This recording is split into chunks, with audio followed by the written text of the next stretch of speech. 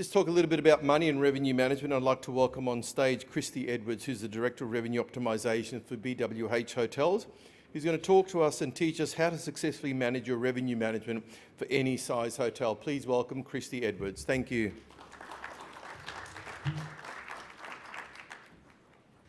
Hi everyone. A little bit of background about me. I started my hotel career in operations, working in a wide range of hotels and departments. And then I moved into revenue management about 12 years ago. Absolutely love supporting our hotels to improve their performance and grow their revenue. We've got a wide range of hotels across our portfolio, both regional and city markets. And over the years, we've been able to implement revenue management strategies and improve performance for hotels as small as 10 rooms, all the way through to our larger properties. So today I'll be taking you through some key performance metrics to review for your hotel. A practical exercise that demonstrates the value of revenue management, no matter how large or small your property is. What you need to look at if you want to start to develop your own revenue management strategy, and how to implement that strategy at your property and to involve your teams to improve your success. So where do you start? What do you need to do to grow your revenue at your hotel? I'm going to take you through quite a few different ways that you can review your hotel and identify opportunities for improvement. Because we've got limited time and I'm sure there's varying levels of experience in the room, we're just going to go through some basics to get you started. So the key to improving your hotel's performance is to truly understand what the numbers are telling you. Make informed decisions, implement strategies to create efficiency and to grow your revenue. Then continuously monitor, review and adjust. Getting even just the basics right will help you to improve your performance. All right, really quickly, we're going to have a look at occupancy. Now we know occupancy is a way of expressing how full your hotel is. So the higher the occupancy, the better, right? We'd all like to have a full hotel, but we need to look at more than occupancy to judge our performance. If I'm 100% full, but I only sold rooms for $15, would you say that's a good performance? On its own, occupancy isn't a good performance indicator. Okay, a quick look at ADR. Again, if we know that our ADR is $100, $150, or even $500. Can we judge our performance based on that? If we only sell one room for that $500, our ADR is $500. So again, not a good performance indicator. And then moving on to RevPAR, revenue per available room. It's a combination of both occupancy and ADR. So it gives us a good snapshot for our hotel performance and is a consistent metric to use for benchmarking. So if we start with an ADR of $150 and an occupancy of 50%, this would give us a RevPAR of $75. If you increase your occupancy, RevPAR increases. And if you can increase your rate without losing occupancy, your RevPAR will increase with no additional work. And of course, the best scenario is to raise both. Understanding these key metrics is the start of truly understanding and improving your hotel's performance. Okay, so we're going to run through a quick practical exercise to demonstrate the value of revenue management strategies. You should each have a 5-room hotel exercise handout at your table. Let's set the stage. Each of you is a reservations agent. Your hotel has 5 rooms. On your handout, you can see the rates that you'll get for the different programs. How much is the rack rate? $160? How about the wholesale rate? Okay, so there's no stay restrictions in place. I'm going to start displaying the reservation requests as they're coming into you. You're the reservations agent, the phone's ringing, and these are the booking requests. Your job is to decide which reservations would be the best to take in order to maximise your revenue and occupancy. If you want to take a reservation, you need to write it down on your handout. But very important, if you choose to take the reservation and you write it down, it's now confirmed. You can't change your mind later and cancel it. Okay, let's have a quick look at an example before we start. So you've got the rates at the top of your sheet, and underneath is the room chart for your 5-room hotel for 1 week. I'm going to display a reservation on the screen like this, so you can see rack rate starting on Friday night for 2 nights at $160. If you decide to accept the reservation, you need to write it onto your room chart. So you write down the rate for each night of the booking that it's staying. So I'll start to display the reservation calls coming into you on to the next slide. Your goal is to make as much revenue as you can for your hotel over the week. I do have some of my team here, Caitlin, Zoe and Kun. If you need a hand with anything, just ask them. Does anyone have any questions before we start? Okay, let's go. We have a rack rate booking starting on Tuesday night for 2 nights, $160 per night. So if you choose to take the booking, you're writing down $160 on Tuesday and Wednesday night in one of your rooms. Okay, we have a wholesale booking starting on Sunday for 4 nights, $120 per night. A volume corporate booking starting on Wednesday for 4 nights, $130 per night. A corporate booking starting on Tuesday for 3 nights, $144 per night. A rack rate booking starting on Monday night for 2 nights, $160 per night. A corporate booking starting on Tuesday for 2 nights, $144 per night. A rack rate booking on Wednesday for 1 night, $160. We've got a loyalty member coming in on Sunday night for 2 nights, $141 per night. A volume corporate booking checking in on Saturday night for 1 night, $130. A loyalty member Saturday night for 1 night, $141. A wholesale booking starting on Tuesday for 4 nights, $120. A rack rate booking starting on Monday night for 3 nights, $160. A corporate booking checking in on Wednesday for 2 nights, $144. A volume corporate booking checking in on Thursday night for 2 nights, $130 per night. A promo rate checking in on Friday for 2 nights, $112 per night. A wholesale booking checking in on Monday for 5 nights, $120 per night. No more. Okay, everyone get out your phones if you need a calculator and add up your revenue. Let's see how much you made. Give you a couple of minutes and then if you start calling out how much you made. Has anyone got a total they want to call out? 2964. Anyone got more than 2964? 3139? 3965. You might want to add that up again. 3053? Okay, so everyone pretty much added up? 3605? Fantastic. Okay, so let's move on. All right, so let's have a look at 2 examples. This first example is what would happen if we had no controls in place. This is the result you get if you accepted each booking in order until you ran out of rooms on a particular day. So if you did this, you would have noticed that your hotel filled on Tuesday and Wednesday nights pretty quickly, and that our total for the week was $3,397. Okay, in our second example, this one illustrates what happens if we maximise the potential. So this is obviously a better scenario. This hotel made $3,917. It's an additional $520 revenue in 1 week for our 5-room hotel. Or a potential $27,000 over the course of a year for our 5-room hotel. Now, if we base that on even just a 30-room property, you're talking at over $160,000 in a year in additional revenue that you could have made just by implementing basic revenue management strategies. So, what information do we need to be aware of to maximise our potential and increase our revenue? So let's review what we knew going into the exercise and what we didn't know. We knew what rates were offered for the different programs at our property. That was about it. We didn't know the information that we needed to properly manage our rates and inventory to maximise the potential revenue. We didn't know the property-specific demand for certain days of the week. We didn't know what our overall booking patterns were, let alone demand for certain days of the week or per customer segment. We didn't know what our competitors were doing. We didn't know what the market was doing.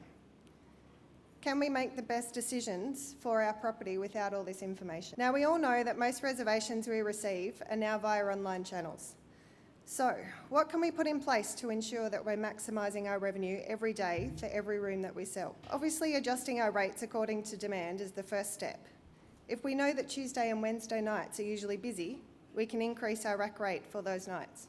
This is also where our management of rate discounts, restrictions like length of stay, and advanced booking window come into play. By analysing our data, we would have had a better idea of which reservations to take and which ones to refuse. For example, in the no control example, we had to refuse reservation number 16, which was a 5-night wholesale booking beginning on Monday, because we'd already peaked on Tuesday and Wednesday with shorter stays. Now notice on the week where we made the most revenue, that we still accepted a variety of rates. Even those low $112 promotional rates contributed to our higher revenue. Although we would all prefer it, every night we won't fill on rack rate alone. It's important to only close out our discounted rates when we know that we can fill without them. Or instead of closing them, you can put minimum length of stay restrictions on them over busier nights to allow for longer stay bookings that will overlap onto your quieter nights.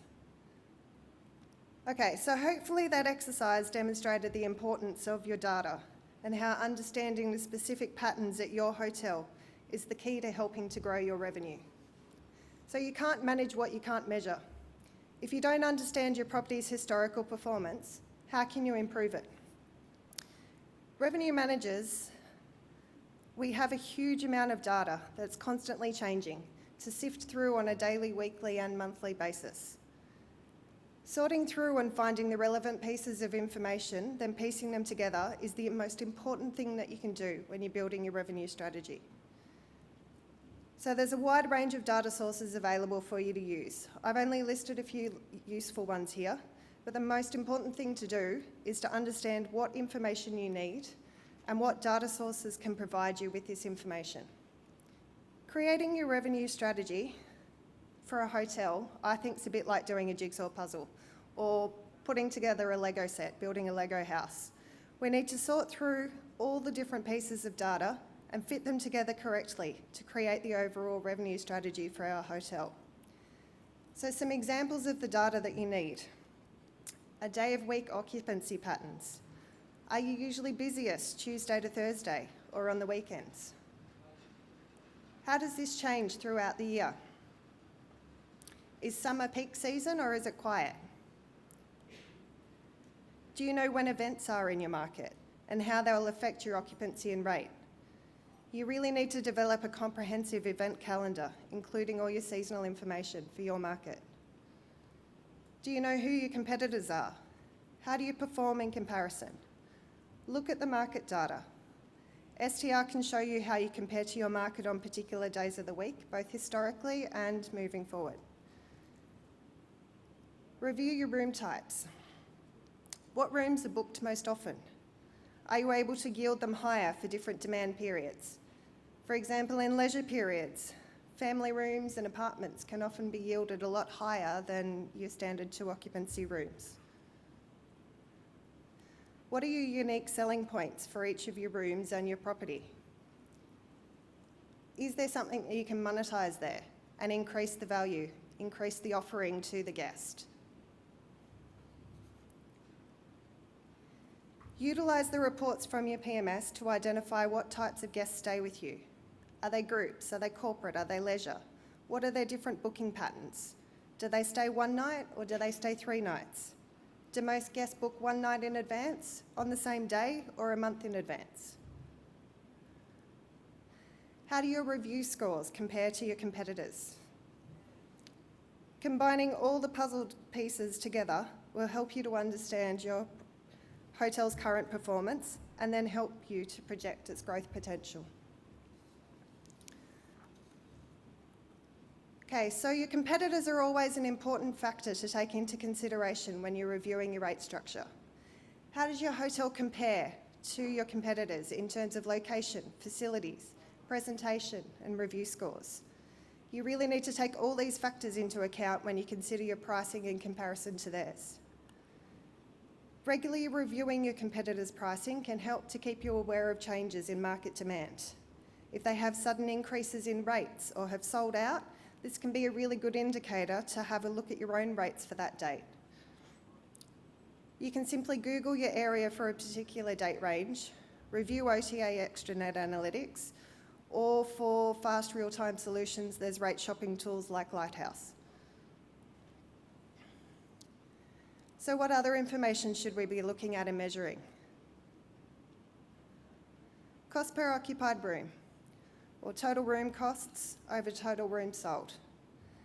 This metric helps to measure and analyse whether the operating costs for each room sold is reasonable. Knowing the actual costs incurred each time a room is occupied enables you to make more informed pricing decisions and marketing decisions to monitor your expenses. You should be completing this exercise regularly, especially as we know that all costs are increasing at a higher rate most recently. Okay, so you've now checked what your revenue is, historical and future holdings. You've identified day of week trends, you've developed a seasonal and event calendar, you've reviewed your rates in comparison to your market, you've reviewed your concept facilities and how they compare to yours. You know what your guests like and dislike about your hotel and also what they like and dislike about your competitors. You've identified your unique selling features. You've reviewed your booking patterns, your customer segments, your book window, your room type, your length of stay, and you understand what impact your costs have on your profit. You can now create and implement your strategy. If this is all new to you, try starting with day of week and event pricing at an absolute minimum. Okay, so let's just go back to our 5-room hotel exercise and have a look at what happens if we implement just simple day of week pricing. Now, these are the original rates we had set for each rate plan. And this is the percentage discount equivalent I used for each of the rate plans, assuming that they're all dynamic rates. So from our analysis, we knew that Tuesday and Wednesday are typically higher occupancy dates, and that Fridays and Saturdays, there's often room in the market to increase rates because our competitors are setting higher rates on Fridays and Saturdays, especially over higher demand dates. So, if we adjusted our rack rate according to the demand patterns of our research, then the rest of the rates plans linked to the percentage discount off rack will adjust accordingly. Now, assuming we've received the same bookings as our 5-room hotel exercise, our revenue for example 1, with no controls in place, has now increased to $3,729. Now, this is with no additional occupancy. Now, assuming we implemented the same day of week pricing and the same controls as the second example, our revenue has increased to $4,298. Now, obviously, if we're putting dynamic pricing in place as well, we would hope we'd be seeing some increase in occupancy on some of those lower demand dates as well. Now, when I say set default day of week pricing, I'm not saying set and forget about it. Your default pricing should just be the basis for your dynamic revenue strategy. Set time aside regularly to review your pickup and make rate adjustments as needed. Keep a close watch on high demand event periods and keep increasing where possible. Involve your team. Creating a revenue management culture with your team at your property so that you all have a common vision of what you're wanting to achieve, why and how. Gives everyone a clear understanding of the strategies you're using to reach your targets. It's easier to define standards of performance and establish your expectations if the whole team is involved in setting them. Now, we know one of the best assets of a hotel is its staff. However, this can also be one of the most challenging aspects of your business. Over the last few years, especially throughout the COVID period and since then, you may have had to reduce the number of staff or add additional responsibilities to your staff's roles. Your team may be very time poor and feeling burnt out as your occupancy's increased again. You also probably have quite a few new employees that might require training. Creating a revenue management culture will help you to set clear standards and guidelines as a team and get everybody involved. in achieving your revenue and business goals. Fresh perspectives can bring new ideas that help increase customer satisfaction and revenue. This will not only help your team to work more efficiently together, but also increase their job satisfaction whilst growing your hotel revenue. Make sure all your reception staff understand your rate strategy and are trained in selling techniques. A potential guest walks into reception or calls your hotel and asks how much for a room. What do you say? The amount of times I often hear 170. Does that entice the guest to book? So what can we do differently to entice the guest? We need to gather information. We need to ask the guest questions. How many nights will you be staying? How many people are staying? Have you stayed with us before? Are you a Best Western Rewards member? What sort of room would you like? Then obviously you need to train the staff to look up the dates for the room and the rate availability. We're dynamically changing our rates all the time. We don't have a set fixed rate. We need to look up and see what's available for that day. And then based on the information the guest has provided, actively sell your room. Describe the key selling features of the room, especially if they're unique. Take the time to do this, provides the guest with the ability to value the room beyond just a bed and a shower. Then quote the rate. Always ask if you can make a booking. Then be prepared to negotiate or upsell. Remember, the guest has most likely already looked you up you and competitors' rates online. So what to do if they're rate resistant? You can offer to include breakfast, provide a standard room type instead, because we haven't immediately gone for our cheapest price. We've already quoted a room to their needs, so we do have a lesser option to give them. If the booking's for future dates, we could offer a discount for a non-refundable booking, minimum length of stay. And don't forget, if they're happy with the rate, make the booking, but then also offer upsell opportunities, bottle of wine, late checkout, breakfast, upgrade to the next room type. Don't underestimate the value of good sales techniques. Not only will your revenue increase from additional sales and upselling, but guest satisfaction will be higher as you've taken the time to understand their needs and tailor your offering to them. Customer service is the key to exceeding guest expectations, making them happy and keep them coming back to your hotel. So make sure your team are trained and understand your expectations. Welcome and acknowledge your return guests. Everybody likes to be recognised and made to feel special. Empower your team to take advantage of any upsell opportunities like room upgrades, breakfast, dinner. A simple thing to do is to check your arrivals for Sunday. Are you full? Quite often, you're not going to be full on a Sunday, Sundays are typically the quietest day of the week for most hotels. So a simple idea is for guests checking in on a Saturday is to offer them a late checkout on Sunday for a small fee. If you're not going to be using the room anyway, quite often you'll be rolling it over for housekeeping on the Monday. It's not going to cost anything additional for you to let the guests stay there for a few more hours. Remind each guest to book direct for best rates on their next stay. This will help you to reduce your cost of acquisition. And remember to try to create a positive interaction with every guest every time. The higher your guest satisfaction, the more in demand your hotel will be, and you can then in turn charge higher rates for your rooms. So I know it's a long list of things to do in your seemingly endlessly busy lives, but the key here is to factor in time each week to work on your business rather than in it. Start small, break it down into bite-sized pieces, and anything small you do will help to drive your revenue growth. Thank you.